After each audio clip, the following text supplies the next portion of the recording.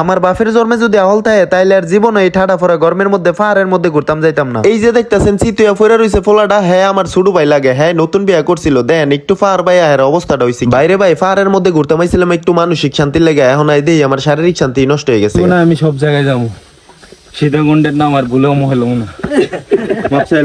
আসসালামু আলাইকুম গাইস, কেমন আছেন সবাই? রাতের বেলা আমরা অফিস শেষ করে সব ভাই ব্রাদার মিল্লা বাইরে হয়ে গেছি গিয়া সীতাকুণ্ডে যাওয়ার উদ্দেশ্যে, কিন্তু একটু না যাইতেই আটকা পড়ছি মালিবাগ এক বিশাল জ্যামের মধ্যে। আমরা সবারই আগে থেকে ট্রেনের টিকিট কাটা ছিল, এটার লেগে আমরা টেনশনে পড়ে গেছি গিয়া যে আমরা ঠিক টাইমে যাই ট্রেনে উঠতে পারবো কিনা। আর এইদিকে যারা দেখতেছেন হ্যাঁ হলো আমরা চিরকুমার ভাই, হ্যাঁ দেন সামনে একটা রিক্সার মধ্যে সুন্দরী মেয়ে দেখছে, কি রোমান্টিক সাউন্ড চাইছে মাগ গোমা।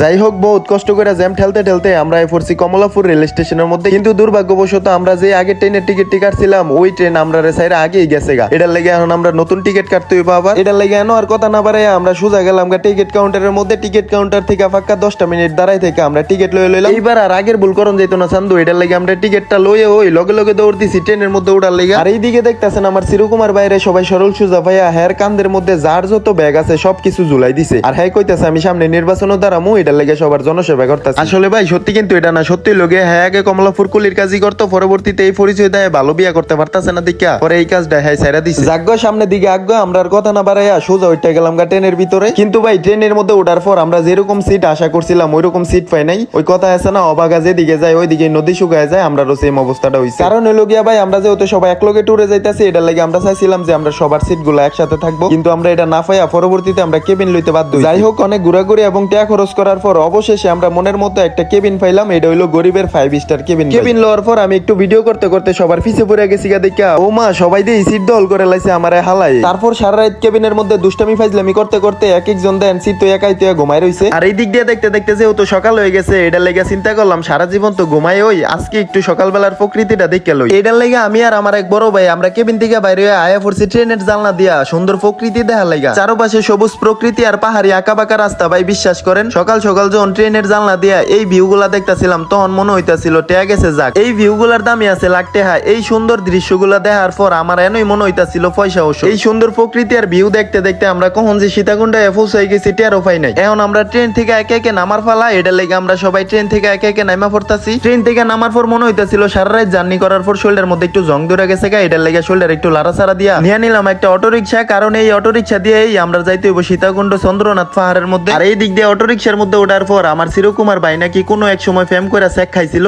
আরে এটার লেগে তার এক্সের উদ্দেশ্যে আমার প্রিয় কবি সেই ভাইরাল দেলে ভাই ডায়লগটা দিতাছিল, এইটা আপনারা হের মুখ থেকে উইনালন।